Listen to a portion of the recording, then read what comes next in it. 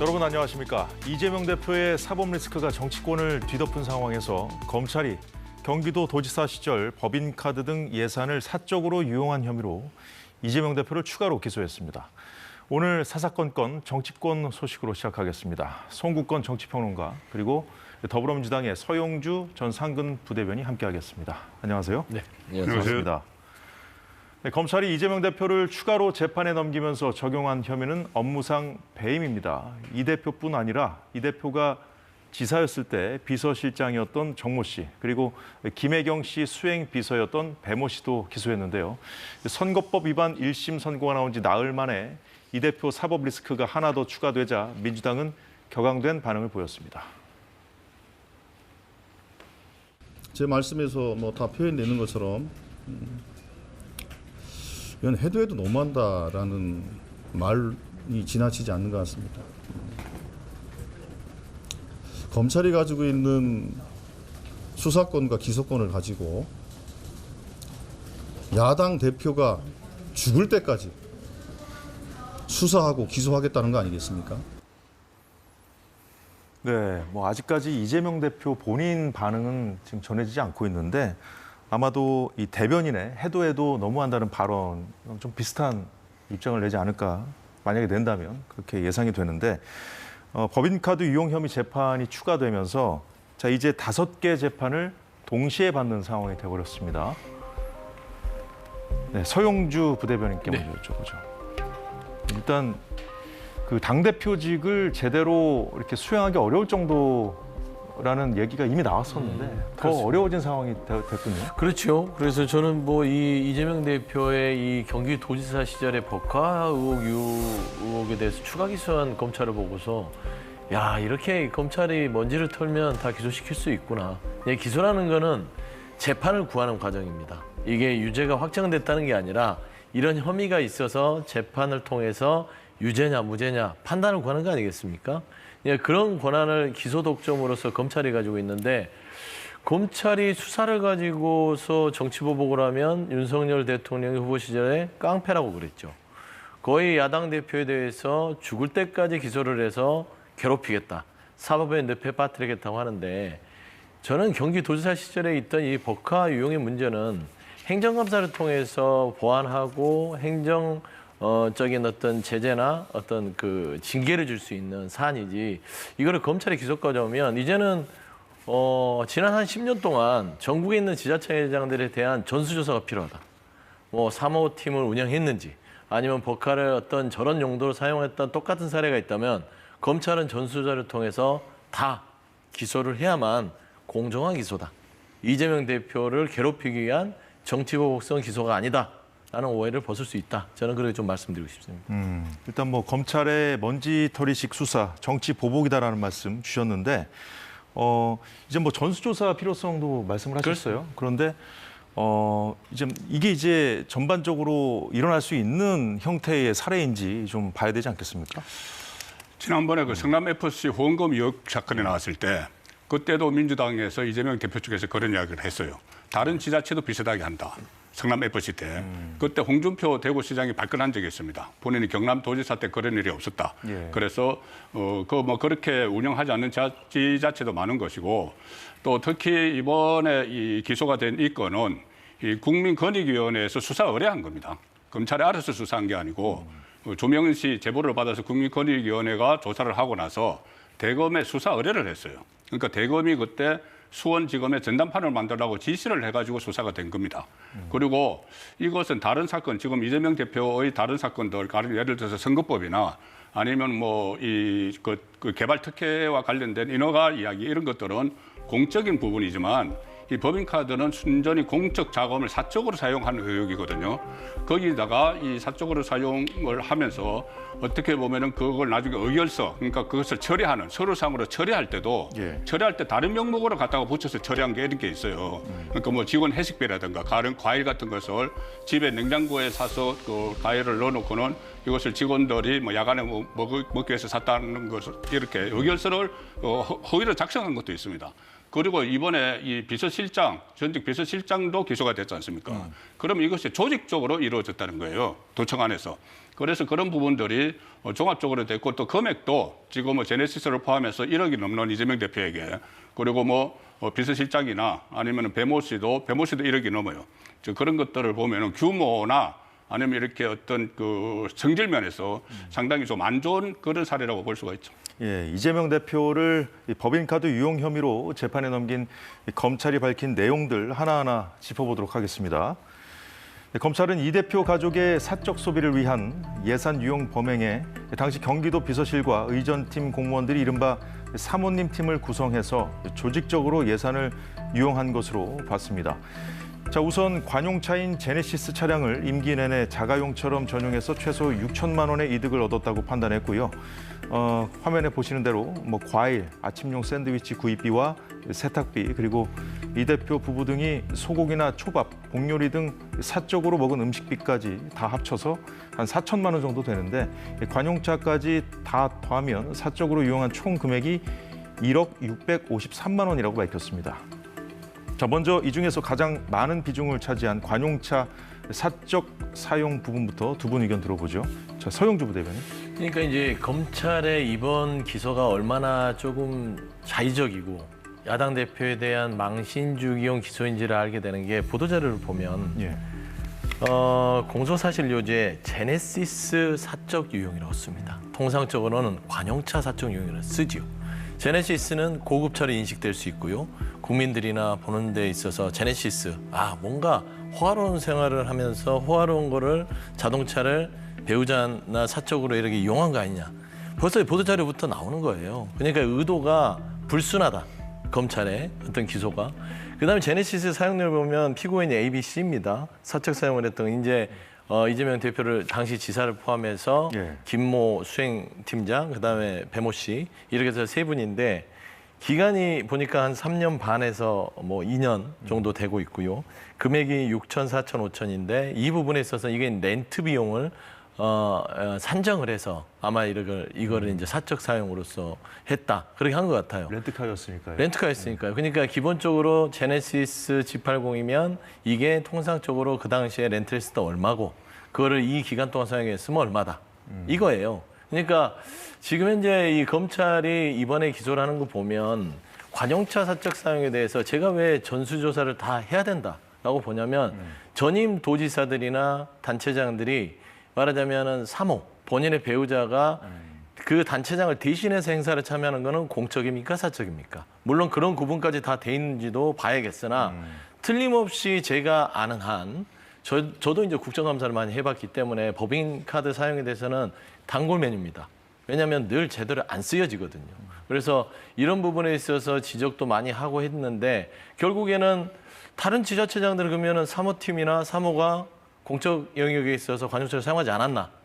라는 것까지 다 파헤쳐서 같이 기소를 하는 작업이 이루어져야만 야당 대표를 표적을 한 표적 기소다라는 오해를 정말 벗을 수 있다. 저는 검찰의 향후의 어떤 그 확대하는 수사에 대해서 한번 지켜보겠습니다. 관용차 내용까지 넣어서 기소한 거는 이 야당 대표 망신주기 아니냐 뭐 이런 말씀이었는데 송국권 평론가 반론 들어보죠. 이게 지금 2022년 2월에 박수영 의원이 국민의힘 박수영 의원이 언론에 공개한 겁니다. 사진까지 다 찍었어요.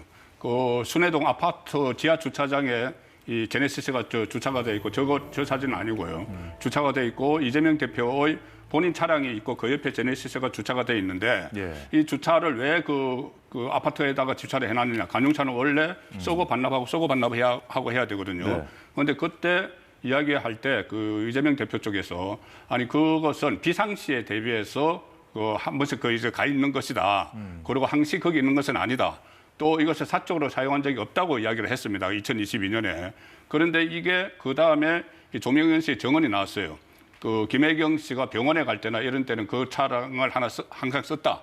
그리고 심지어 거기 항상 세워놓기 위해서 아파트 주차장에서 주차권까지 받았다. 그리고 이것을 이 도에서 이제 처리를 해야 되잖아요. 처리를 하면은 보통은 이게 도청 안에 주차를 해야 되는데 원격지일 때는 어디 장소를 지정을 할 수가 있어요. 그런데 이것은 그 주차 지정을 어디다 하시냐면 그 아파트 앞에 있는 예. 그 주민센터에다가 그를 지정을 했어요. 그러면은 주민센터에 지정을 해놓고 실제로는 아파트 지하 주차장에서 24시간 대기를 하고 있었던 것이죠. 그리고 그것을 사적으로 썼기 때문에 결국은 이것은 뭐 국고 손실에 해당을 하는 것이죠. 그래서 6천만 원을 나름대로 렌트비 가장 저렴한 렌트비 기준으로 했고, 그다음에 주유 그리고 뭐 여러 가지 과태료까지 합해서 6천 몇백만 원을 손실을 했다고 기소를 한 거죠. 이제 재판이 있으니까 예. 재판에서 이거는 가리면 됩니다.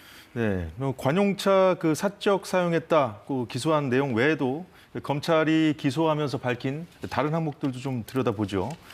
검찰이 주장한 바에 따르면 이 과일이라든가 뭐 샌드위치, 세탁비 등으로도 상당한 금액을 지출했다는 것인데요. 그동안 제기되어 왔던 내용들이죠. 이걸 이제 검찰이 기소하면서 다시 한번 정리해서 이제 밝힌 것인데, 자, 이 부분은 그럼 서영주 부대변인 어떻게 보세요?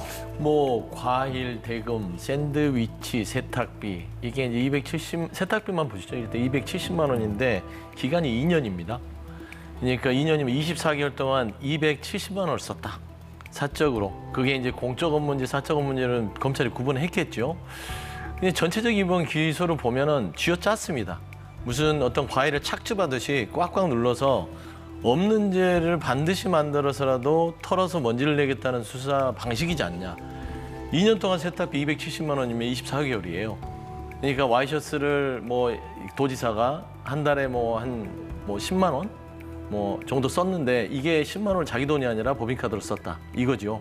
물론 법적으로 그게 잘못됐으면 거기에 대한 책임을 져야 되나. 네. 제가 100번 얘기했지 않습니까? 아무리 권익위가 했다 하더라도 이 부분은 예를 들어서 행정감사라는 거를 통해서 도의회에서 예산이 제대로 쓰이는지 이거를 지적하고 나서 구상을 하거나 거기에 적절한 조치를 합니다. 그러게 돼 왔고요. 아니면 행안부에서 경기도나 각 지자체에 대해서 이 부분에 대해서 또 늘 나름대로 관리를 하고 있어요. 근데 이게 이제 뭐 조명 씨 내부 고발에 해서 검찰까지 갔어요. 그럼 이제 이 부분이 검찰이 손을 대기 시작하면 공정하게 하려면 과일을 사 먹었는지 샌드위치를 사 먹었는지 세탁을 했는지 현미경을 들여다보고 모든 지자체를 털어야 됩니다. 그래야만 이재명 대표의 표적이 아니라는 오명을 씻을 수 있다. 제가 똑같은 얘기를 왜 하냐면 참 이런 어이없는 기소를 보면서 이렇게까지 해서 야당 대표를 망신 줘야 되나? 그리고 수사 기간을 보세요. 얼마나 압수수색하고 털었습니까? 꽤 오랜 기간 했어요. 저는 보면서 이제 뭐 이 김건희 여사의 수사를 말을 안 할 수가 없는 거죠. 김건희 여사는 청탁했던 사람이 있다고 하는데 압수수색 한 번 안 하고 출장 조사를 갔다가 무혐의를 줍니다. 수사 방식이 아예 다르잖아요. 저는 그런 의미에서는 검찰이 이번 기소는 굳이 안 해도 되는 무리한 기소를 이재명 대표에게 적용했다. 저는 그래 봅니다. 예, 자, 굳이 안 해도 되는 기소를 했다 이런 말씀이신데, 자, 일단은 이번에는 김혜경 씨는 기소 유예 처분했습니다. 이 혐의에 대해서는. 그러니까 이제 김혜경 씨가 사용한 액수는 800만 원 정도에 불과하다는 그런 이유에서인데, 자, 그렇다면은 이제 서영주 부대변인은 굳이 안 해도 될 기소를 했다는 말씀을 하셨습니다만, 일단 검찰은 이 사안을 좀 심각하게 보고 있고 이재명 대표가 모두 인식하고 있었고 주도했다 이렇게 보고 있는 거잖아요. 아니 어쨌든 그 사용된 카드가 경기도 법인카드잖아요. 그럼 경기도지사가 최종 결재권자죠. 결재권자고 그 김혜경 씨를 기소하지 않은 것은 뭐 금액도 문제도 있고 하고 또 어떻게 보면은 이제 수혜자고 직접적으로 실행을 하지 않았다는 것도 있지만 배우자가 기소가 됐기 때문에 같은 부부를 기소를 잘 하지 않는다. 일종의 뭐 가능 비슷한 거에 다른 거라고 볼 수가 있고, 이게 제일 처음에 수사가 된 것이 경찰에서 했습니다. 네. 경기 남부경찰청에서 했는데 경찰에서는 검찰에 이 사건을 송치를 했어요. 불송치한 게 아니고 송치를 했는데 예. 다만 그때 이재명 대표는 입건을 하지 않았습니다.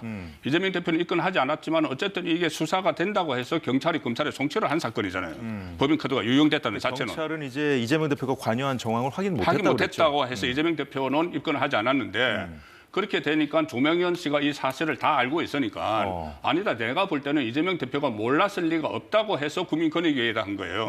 그러면 국민권익위원회가 그것을 조사를 한 뒤에 그다음에 이제 검찰에 이 송치를 한 거죠. 검찰에 수사 의뢰를 한 거죠. 예. 그래서 검찰이 다시 들여다 보니까 이재명 대표가 어떻게 보면은 가장 이 관련이 돼 있다. 왜냐하면은 왜 이재명 대표가 관련이 돼 있냐면 이재명 대표가 그러면 법인카드나 이런 거 아니면 업무 추진비를 예. 사살하고 있었으면은 그걸 사살하고 있었다고는 기록에 못 남기잖아요. 그러면 그것을 다른 걸 용도로 썼다는 것을 그 공무원들이 예. 이렇게 다 작성을 했습니다. 다 작성을 했고 그것을 최종적으로 결제한 사람은 이재명 그 대표죠. 그렇기 때문에 이재명 대표를 이 사건의 어떤 핵심으로 이렇게 보고 이 기소를 한 거죠. 네, 지금 뭐 두 분이 말씀 주셨습니다만 이제 조명현 씨, 이른바 사모님 팀에 몸담았던 경기도 공무원 출신인데 이 법인카드 사적 유용 의혹을 세상에 처음 폭로했던 인물이죠. 조명현 씨 과거 발언 잠깐 들어보겠습니다. 국민의 피와 땀이 묻어있는 혈세를 죄책감 없이 자신의 돈인 것처럼 사적으로 유용하고 절대 권력자로서 국민의 세금으로 공무를 수행하게 되어 있는 공무원을 하인처럼 보는 분이 국민의 고충을 헤아리며 어루만져주고 민생을 생각하는 정치인이라 할 수 있겠습니까? 성실히 일하고 성실히 세금을 내어 이재명과 김혜경 그리고 그의 가족 수발을 드는 공무원의 월급과 그들의 배려를 채워주며 그 외 개인적인 사용에 값을 지불한 우리 모두는 피해자입니다. 네, 서영주 부대변인 네. 앞서 뭐 두 차례나 말씀하셨습니다만은 일단 전국 지자체장 전체를 좀 전수 조사를 해야 네. 이번에 이제 검찰이 기소한 것이 무리한 기소가 아니라는 것을 증명해낼 것이다 이렇게 말씀해 그렇죠. 주셨잖아요. 네. 근데 이제 조명현 씨가 이제 부하 직원으로 봤을 때는 좀 기준이 달랐던 것 같아요. 그거는 이제 조명현 씨의 특수한 상황이었겠죠. 배모 씨와의 어떤 감정적인 부분, 녹취를 우리가 들었었고요. 어떤 인간적 모멸감을 느껴서 이 뭐 공익제보자로서의 어떤 역할을 결심했는지 모르겠으나 지금 뭐 조명현 씨 얘기 들으면 다 주관적인 입장이잖아요. 예를 들면은 이 이재명 대표가 거기에 대해서 하인처럼 부렸다. 그건 본인이 그렇게 느낀 것이지 하인처럼 부렸다는 증빙이 된 건 아니기 때문이에요. 그래서 저는 일단 제가 말씀드리는 거는 이재명 대표가 이 부분에 있어서 다소 부적절한 사용들이 김혜경 여사를 통해서 이루어졌다 하더라도 지금 검찰에서 기소하는 걸 보면 명확하게 이재명 대표가 이걸 인지하고 있다고 생각하는 게 아니라 정황적으로 그냥 판단한 겁니다. 정황으로 기소하는 거죠. 그런데 물증이 있는 사람은 기소를 안 해요. 물증이 뭐죠? 영상이 있어도 기소를 안 합니다. 그게 지금 검찰의 기소가 얼마만큼 비판을 받는 이유입니다. 김건희 여사 영상이 있으면 그게 정황입니까? 물증이죠. 심지어 청탁을 했다는 사람이 있어도 기소를 안 합니다. 저는 이런 부분에 있어서는 이재명 대표의 기소와 대척점에서 비교가 될 수밖에 없어요. 왜냐하면 정치적으로 대립각이 있기 때문입니다. 윤석열 대통령과 야당 대표 이재명 대표는 정치적 대립각이 있는데 살아있는 권력의 대통령 배우자는 물증과 청탁을 했다는 사람이 있음에도 불구하고 한 번의 수사, 압수수색 전혀 없이 무혐의 처리를 하고 이재명 대표는 1년 동안 10번의 압수수색과 주변 사람들을 탈탈 털어서 결국에는 직접적으로 알고 있었을 것이다라는 정황을 통해서 기소를 한다. 그 어느 누가 공정하다고 볼까요? 그래서 저는 이 공정성의 시비에 대해서는 두말하면 너무 입이 아플 것 같아서 기왕지사 검찰이 손을 대기 시작했으면 말하자면 원희룡 제주지사 시절에 오마카세에 가서 54천원에 가서 그 비싼 데에서 1,800만 원의 법인카드를 썼습니다. 국토부 후보 시절에 나왔어요. 수사합니까? 안 하잖아요. 그러니까 그런 것부터 시작해서 하나하나 공정한 검찰의 기소를 보여달라라고 요구하는 것입니다. 네, 지금 뭐 김건희 여사를 비롯한 여권 인사들과의 어떤 형평성 문제를 또 제기를 하셨는데 송국권 평론가 말씀 들어보죠. 아니 이것을 서로 이제 연결시키는 것은 물론 뭐 검찰이 공정하게 수사를 해야 되는 건 맞죠. 공정하게 수사를 해야 되지만은 그 사건하고 무슨 뭐 김건희 여사와 관련된 다른 사건하고 이재명 대표 이것은 지금 선고 그 수사가 계속 진행되어 왔고 그 어떤 절차에 따라서 또 국민권익위원회의 이 수사 의뢰도 있었고 그래서 수사를 하는 것이고 적용 법리라든가 법적 근거도 다르지 않습니까? 그렇죠. 법적 근거도 다 다르고 그리고 또 이게 그 수사를 완전히 안 한 것도 아니죠. 가령 예를 들어서 뭐 그 도이치모터스 주가 조작 의혹 이런 것은 다 그 문재인 정부 때부터 수사를 했지 않습니까? 수사를 했는데 문재인 정부 때도 기소를 못한 것이고 이번에도 기소를 못한 것이고 이것은 또 그것과는 완전 성격이 다른 그 사건의 수사죠. 수사고 이게 조금 전에 이렇게 뭐 가인 수사 이야기도 나왔지만은 가령 민주당에서도 계속 그렇게 이야기를 하고 있지 않습니까? 압수수색을 뭐 100수십 차례 했다 이렇게 하는데 오늘 검찰에서 입장문 내면서 100수십 차례 한 게 아니고 10번 이내 했고 100수십 차례라고 하는 것은 이 전표 하나에 하나씩 이야기를 하는 거예요. 전표 하나를 한 번에 압수수색이라고 이야기를 하는 겁니다. 그래서 그것을 이 과잉 수사라고 하는데 그리고 그렇게 130개나 이렇게 나왔다는 것은 전표를 130군데에서 끊었다는 이야기거든요. 법인카드를 130군데에서 썼다는 이야기예요. 그리고 이것은 확정한 물증이죠. 그러면 그것은 법인카드를 쓴 전표가 있으니까 물증이 있으니까 거기에 검찰에 이제 기소를 한 것이고 그것을 뭐 다른 사건과 물론 뭐 공평하게 하라 이렇게 이제 정치적으로 이야기는 할 수 있어도 이걸 어떤 법적으로 딱딱 맞춰가지고 이것은 하고 저것은 왜 안 하느냐 이렇게 하기는 좀 무리가 있다고 봅니다. 네, 이재명 대표가 추가로 기소된 상황과 관련해서는 이 정도로 하고요. 자, 민주당이 맞닥뜨린 가장 큰 문제, 공직선거법 위반 선고가 겨우 이제 시작이라는 점입니다. 당장 다가오는 25일 위증교사 재판 1심 선고가 예정돼 있는데요. 자, 이제 검찰은 최고형인 3년형, 징역 3년형을 구형해 놓은 상태죠. 저 위증교사 문제. 그동안 이제 이재명 대표가 사실 상대적으로 좀 무죄 가능성이 좀 높다고 봤던 선거법 위반보다는 그 위증교사 부분에 대한 여론전을 더 이제 집중해서 하지 않았습니까? 두 분 어느 정도로 지금 선고가 나올지 좀 들어보죠. 두 분 말씀 좀 서영주 부대변인. 뭐 선고 자체 예측하기 쉽지 않을 것 같아요. 왜 그러냐면 공직선거법만 보더라도 정말 좀 의외의 당황스러운 선고 결과가 났지 않습니까? 1심에서. 전체적으로 봤을 때는 재판이 어떻게 재판장이 그걸 결정할지 모르겠으나 저는 기본적인 로직은 비슷한 것 같아요. 결국에는 검찰의 기소부터 정치적인 부분으로 오염이 됐기 때문에 오염된 기소가 들어가는데 이 재판에서 깨끗한 판결이 나올 수 있을까라는 생각을 지울 수 없습니다. 애시당초부터 많은 정치적인 것들이 감안돼서 야당 대표에 대한 정치적 기소가 들어갔고 그 내용 중에서 아무리 재판관이 뜯어본다 하더라도 결국에는 제대로 된 판결 결과가 나올 수 있을까? 그래서 결국에는 이재명 대표가 주장하는 바가 그런 것이지요. 결국엔 이 정치검찰의 기소 자체에서 결국에는 이런 안 좋은 결과가 나온 것이다. 여기에는 민심이 법정에서는 무죄일 수밖에 없다라고 하는 것들은 민심은 알거든요. 이게 검찰의 기소가 얼마나 공평하지 않았는지. 예, 송국급 평론가 말씀 들어보죠. 선거법 같은 경우도 1년 그 1심이 나온 것이 그냥 나온 것이 아니고 가중요소, 감경요소를 다 고려를 해서 나왔죠. 감경요소는 그냥 뭐 낙선했다는 것 정도가 감경요소였고 예. 가중요소가 대선에서 나왔고 그게 이제 유권자 선택에 영향을 미쳤다고 해서 1년에 나왔지 않습니까? 그 위정교사도 마찬가지로 감경 가중요소가 다 있겠죠. 그런데 이것은 그때 당시에 이재명 대표는 실패한 위정교사라고 했지만 이 사건은 그때 1, 2, 3심에서 전부 무죄를 받았어요. 무죄를 받았고 그 과정에서 가장 무죄의 결정적인 역할을 한 것이 김진성 씨의 위정이었습니다.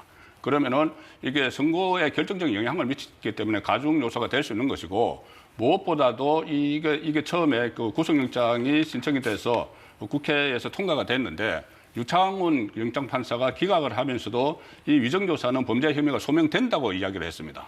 그리고 김진성 씨가 본인이 위정을 받아서 진술을 했다고 다 이야기를 하고 있고 그다음에 그 녹음을 전 국민이 들었지 않습니까?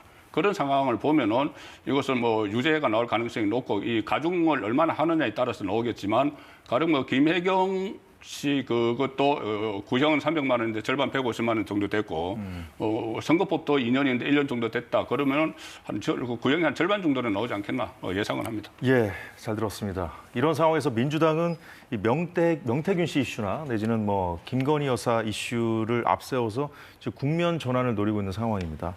자, 그런데 국민의힘은 이 대표 1심 선고 이후에 그 어느 때보다 지금 똘똘 뭉쳐 있는 상황이기 때문에 특검법 28일 날 표결하기로 이제 확정했죠. 좀 쉽지 않은 상황이고 또 장외 집회도 이제 1심 선고 다음 날 이제 했는데 좀 생각보다 예상했던 데보다 좀 인원이 많이 모이지 않아서 좀 동력이 약해진 거 아니냐 이런 얘기가 나오는데 어떻게 보시는지요? 인원이 적다고 평가하는 거는 좀 의외예요. 비도 오는 상황에서 지난 집회보다 더 많이 나왔다는 게 그 현장에 있었던 사람들의 증언이고요. 객관적으로 많이 안 나온 게 아니라 많이 나왔습니다. 절대적인 숫자를 얘기하는 거죠. 그렇죠. 절대적인 숫자를 얘기하는 것이고요. 그다음에 이게 1심 선고 이후에 장애 집회가 열린 게 아니라 원래 장애 집회는 열리고 있었죠. 열리는 와중에 장애 집회가 3차로 열린 거 아니겠습니까? 그렇기 때문에 이재명 대표 2심 선고에 맞춰서 장애 집회가 열렸다는 부분들은 조금 왜곡된 부분이 있다 말씀드리고, 일단 이재명 대표의 선고는 이재명 대표 선고일 뿐입니다. 김건희 여사의 리스크, 윤석열 대통령에 대한 리스크는요 그대로 존재하는 것이죠. 그러니까 국면 전환을 민주당이 하기 위해서 지금 김건희 여사에 대해서 얘기하는 게 아니라, 김건희 여사 리스크는 대한민국에서 지난해부터 계속해서 밀고 들어온 사안입니다. 특검이 3번째 지금 발의가 될 정도면 이 김건희 여사의 리스크, 그러니까 용산발 여러 가지의 어떤 의혹들은 이거는 뭐 이 국정 운영에 있어서 반드시 이걸 해결하지 않으면 대한민국이 제대로 돌아가지 않으니까 야당으로서 또 국민들의 여러 가지 요청이 있기 때문에 하는 부분이라서, 이 부분을 추구로 했을 때 이재명 대표의 1심 부분이 다소 그 집회 안에서 나올 수는 있으나, 이재명 대표의 1심을 맞이해서 그리고 또 위증교사 재판을 대비해서 장애 집회가 열린다고 보기에는 좀 쉽지 않다, 그렇게 보입니다. 예, 특검법과 장애 집회의 동력이 약해졌다는 그 여론의 평가, 언론의 평가에 대해서 이제 반박을 해주셨고, 자, 송국권 평론가는 어떻게 생각하십니까? 저는 특히 그러니까 특검이나 아니면 검사 탄핵이나 이런 것들이 정권 탄핵을 위한, 윤석열 정부 탄핵을 위한 그 빌드업 단계라고 보면은 그 전체가 저는 상당히 약해졌다고 봅니다. 왜 그러냐면 다른 것보다도 일단 뭐 그 이번에 뭐 집회에 참여한 인원에 대해서는 경찰 추산하고 주최 측 추산이 그냥 10배 이상 다르잖아요. 그것은 그렇다 치더라도 일반 시민이 이 어떤 거리에 나간 그런 것은 찾기 어렵다는 게 대체적인 다 평가예요. 거기다가 이번에 1심에서 징역 1년이 나오는 것을 보고 저는 이 가장 중요한 것은 중도청, 일단 양극단에 치우치지 않는 중도청의 민심이 중요한데 1심에서 이 징역 1년이 나오는 것을 보고 중도청이 많이 좀 생각을 많이 할 것 같아요. 그리고 거기다가 25일 되면은 위정교사 또 1심에 나오지 않습니까? 1심이 만약에 거기에서도 유죄, 징역형의 유죄가 나온다면은 저는 그 중도청들의 그 민심에 따라서, 중도청의 민심에 따라서 탄핵이나 이 동력은 상당히 약해질 걸로 봅니다. 예, 뭐 어쨌거나 지금 이재명 대표 1심 선고 이미 하나 나왔고요. 또 앞으로 나올 법원 판결에 따라서 민주당이 흔들릴 수 있는 경우의 수가 많아진 것은 사실입니다. 이런 위기 속에서 이재명 대표의 최측근 내지는 내가 측근이라고 나서는 인사들의 말이 주목받고 있습니다. 민주당 당대표 비서실장인 이해식 의원은 이재명 대표를 신의 사제, 신의 종에 빗대서 여당으로부터 이제 이 대표를 신격화까지 하는 거냐는 비판을 받고 있고요. 자, 이런 상황에서 앞서 또 주목받은 인물이 있죠. 최민희 의원입니다. 최민희 의원 그 지난 3차 집회였죠. 집회 때 이제 했던 발언까지 듣고 얘기 이어가 보도록 하겠습니다. 이미 일부 언론이 민주당의 숨죽이던 비명계가 움직이기 시작했다. 움직이면 죽습니다. 제가 당원과 함께 죽일 겁니다. 25일 날 이재명 대표가 어떻게 되면 우리 세력이 잡을 수 있겠지. 꿈 깨십시오. 꿈 깨라고요. 네, 지금 뭐 이재명 대표 보위에 앞장서고 있는 그 인사들의 면면을 보면요. 이재명 대표가 정치적인 생명을 불어넣어 줬거나 아니면 거기에 더해서 날개까지 달아준 그런 인사들로 평가받고 있습니다. 그래서 뭐 이재명 대표가 없으면 본인도 좀 힘들어지는 그런 사람들이라고 볼 수가 있는데, 자, 서영주 부대변인. 네.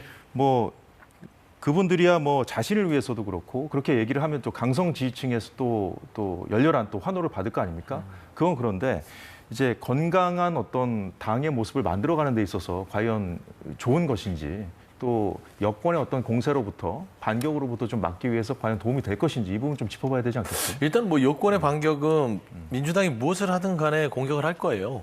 그러니까 여당이라든지 윤석열 대통령 용산 같은 경우는 이러려고 기소를 했던 거 아니냐라고 했을 때는 결국에는 뭐 민주당이 어떤 발언을 하든 간에 비판하기 때문에 그거를 의식할 필요는 없는데, 다만 이재명 대표가 1심의 어떤 선고를 받고 나서 정치인으로서는 굉장히 치명적인 상황에 처했단 말입니다. 물론 확정이 아니니까 어떻게 될지 모르는 것인데, 저는 이해식 의원, 그러니까 비서실장이죠. 그분의 발언은 이해가 돼요. 예를 들면은 뭐 신의 사제든 뭐 신의 종이든 그거를 인용을 했지 않습니까? 그래서 인용을 해서 힘내라는 말이에요. 힘내시라. 끝날 때까지 끝난 게 아니니까 힘내라. 그러면 대표를 옆에서 보좌하는 비서실장이 그 정도 발언해 주는 거 나쁘지 않다. 뭐 아부성 발언은 아니다. 이런 아부성 말씀이죠. 발언보다는 힘내라는 발언을 조금 더 품격 있게 하려다 보니 이제 그렇게 뭐 어떤 그 저서에서 차용을 한 것이고 최민희 의원 발언. 최민희 의원 발언이 조금 논란과 비판의 소진이 있어요. 그래서 이제 최민희 의원께서 좀 부적절했다라고 사과를 했다는 걸로 알고 있고요. 그래서 저는 최민희 의원 같은 경우는 일단 이게 현재 이재명 대표의 1심 선고에 대해서 당내에서 비명이든 친명이든 그런 거 구분 없이 굉장히 당혹스럽고 충격을 받고 있습니다. 그런 의미에서 똘똘 뭉쳐서 정치검찰, 정치기소에 맞서 싸우자라는 게 모두의 의견이라는 게 의심의 여지가 없음에도 불구하고 최민희의 저런 식으로 움직이지도 않은 비명에 대해서 움직이면 죽는다. 당원과 함께 죽일 겁니다. 이런 발언들은 결국에는 이재명 대표를 지키려고 하는 당내 움직임을 더 벌어뜨리는 그런 발언이지 않겠습니까? 그래서 갈등을 초래하는 발언에서는 좀 부적절했다라고 저도 보고 있었고 그래도 빠르게 사과를 함으로써 수습을 했기 때문에 저는 이런 발언들에 있어서 굳이 지금 당이 혼란스러울 수 있는 상황에서 좀 생각을 좀 섬세하게 하면서 하는 게 좋지 않겠냐. 잘못했다가는 지금 중심을 잡기도 어려운데 다른 곳으로 또 불똥이 튀길 수 있기 때문에 좀 많은 의원들께서 이재명 대표를 위하는 건 알겠으나 조금 더 국민적 시각에서 좀 발언들을 이어갔으면 좋겠습니다. 네, 지금 뭐 화면에서 나왔듯이 최민희 의원은 본인 발언 좀 과했다, 너무 셌다고 좀 인정을 했네요. 그 인정을 하는 것도 그냥 SNS에 글 올려가지고 인정을 했죠. 너무 이제 논란이 많으니까. 최민희 의원의 이 발언은 벌써 내부에서 권력투쟁이 시작됐다. 이렇게 볼 수가 있습니다. 어차피 이 비명계에서 뭐 기다리고 있다, 뭐 삼김 삼총 이야기까지 나오지 않습니까? 세력화하고 있고 초일회라는 데도 세력화를 하고 있는 것을 인식을 많이 하고 있기 때문에 최민희 의원이 그 현장에서 장애 집회를 하는 과정에서 예. 유튜버와 인터뷰를 하면서 나온 말이잖아요. 평소에 그렇게 인식을 하고 있는 거예요. 1심이 이렇게 중형에 넣으면은 이 당내 권력 투쟁이 시작이 된다는 것을 생각을 하고 있었기 때문에 그것이 이제 나왔다고 보면은 이미 시작이 됐다고 봐야 되는 것이죠. 그리고 이해식 그 비서실장의 발언은 저는 이것이 신의 사제, 신의 종 하는 것은 어떤 성스러운 일을 하고 있다는 이야기지 않습니까? 그러면 이게 만약에 이재명 대표의 혐의나 1심 선고 나온 것들이 민주화 투쟁을 했다든가 이런 것 같으면 저는 그렇게 표현을 할 수도 있다고 봐요. 우리는 엄혹한 시대에 민주화 투쟁을이라도 했으면은. 그런데 지금 혐의를 받고 있는 것들이 지금 이번에 1심 나온 것은 선거법, 거기사실 공표, 그러니까 거짓말을 한 것이고 그다음에 2심 나오는 것은 위정을 교사를 거짓 정언을 해달라고 부탁을 한 것이고 이런 것들이기 때문에 이 혐의 사실을 보면은 신의 사제, 신의 종 이렇게 붙인 거는 상당히 부적절하다고 봅니다. 예, 최민희 의원 발언을 두고 이재명 1급 체제가 확고히 구축됐다는 걸 보여주는 단적인 장면이다 이런 평가가 나오고 있습니다만 그동안 이제 민주당 내에서 금기시돼 왔던 플랜 B 관련 얘기도 좀 많이 나오기 시작했습니다. 자, 대안으로 거론되는 인물들 아직까지는 이재명 대표의 존재감과는 비교하기 어렵다는 게 중론인데요. 이런 상황에서 야권 지지자들이 많이 보는 한 유튜브 방송에서 나온 발언을 언론이 주목하고 있습니다. 대선이 대법보다 빠르면 이재명은 대통령이 됩니다. 이제 대법이 대선보다 빠르면 이재명이 손드는 사람이 다음에 됩니다. 두고 봅시다.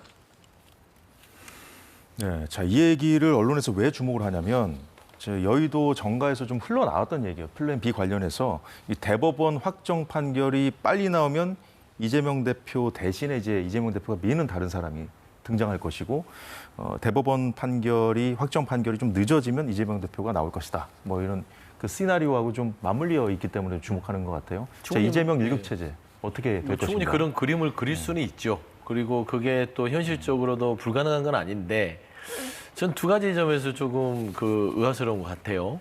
그러니까 대법과 대선의 연관관계는 분명히 존재합니다. 예를 들어서 대선이 대법 전에 치러지게 된다면 당연히 어떤 사법적인 부분에 있어서 좀 미뤄질 수 있는 시간 연장될 수 있는 부분이 있는 것이고 다만 이재명 대표가 손을 들어주는 사람이 그다음 주자가 될 것이다. 이 말에 조금 동의할 수가 없고 납득할 수는 없습니다. 정치가 그렇게 만만한 건 아니거든요. 예. 이 말은 뭐냐면 오만해 보일 수 있습니다. 민심의 선택을 받은 사람이 결국에는 그 다음에 대선이라든지 집권의 주인공이 될 수 있는 것이지 이재명 대표가 당내 지도부를 밀어줄 수는 있을지언정 국민들이 선택을 할 수 있는 어떤 인물을 낙점한다고 해서 많은 국민들이 선택을 해줄 것이다. 이거는 조금 위험한 발언일 수는 있어요. 조금 더 겸손하게 얘기를 해야 되는데 저 발언도 최민희 의원 못지않게 당내에서 갈등을 초래할 수 있는 발언이기 때문에 물론 이제 정치인이 아니기 때문에 어떤 말을 할 수 있다라고 보지만 이게 지지층 내에서 우리 진영 내의 어떤 방송이라고 봤을 때는 그렇게 이재명 대표의 앞으로의 정치 행로에 도움이 되지는 않는 발언이다. 지금 그걸 좀 평가하고 싶습니다. 그렇군요. 자, 이게 뭐 민주당이 이미 뭐 이재명 대표와 한 몸이 돼버렸기 때문에 이제 이렇게 일극 체제, 사법 리스크가 계속 고조되고 있는 상황에서 끝까지 일극 체제로 갔다가는 민주당 전체가 좀 위험해질 수 있다는 얘기가 민주당 일각에서 좀 나오더라고요. 그렇습니다. 그렇기 때문에 플랜 B 이야기를 사실 민주당 안에서도 저도 그 취재를 하는 과정에서 보면은 거의 내부적으로 이야기하는 사람들이 꽤 있었어요. 겉으로 이제 나서지를 못했는데 나서서 얘기하기 나서 이야기하는 분위기가 아니었죠. 자, 그런 분위기였는데 지금은 이제 이게 목소리가 나오는 것 같고 저는 이재명 대표가 지금 사법 일정상 보면 가장 먼저 대법원 확정 판결 받을 수 있는 것은 선거법입니다. 선거법은 뭐 내년 상반기 중에도 나올 수 있다고 하지 않습니까? 3개월 하면은. 그러면은 선거법에서 지금 형이 그대로 확정이 되면은 이재명 대표의 모든 것을 잃는 것뿐이 아니고 민주당에서 434억 원을 물어내야 되는데 그러면 그것이 기책 사유가 어떻게 보면 이재명 대표에게 있습니다. 434억 원을 당이 물어내야 되는 상황이 가면은 그러면 그때는 당에서 이재명 대표와 거래를 두고 손절을 하려고 할 거예요. 어떤 식으로 이재명 대표와 거리가 떨어져야지 정치적 해결책이 나올 수가 있거든요. 그런 상황에서 이재명 대표가 여전히 본인의 후계자까지 이렇게 뭐 지명을 해서 어떤 뭐 띄워줄 수 있다. 그런 상황은 좀 어려울 거로 봅니다. 434억 원이라는 변수가 있어요. 예, 알겠습니다. 자, 대통령을 향해서 국정기조 다 바꾸라고 외쳐온 민주당에도 실현이 닥쳤습니다. 민주당 역시 이 친명 일극 체제의 변화를 줄 기미는 아직까지는 전혀 보이지 않는 상황이네요. 자, 오늘 정치권 소식은 여기까지 보겠습니다. 두 분 말씀 잘 들었습니다.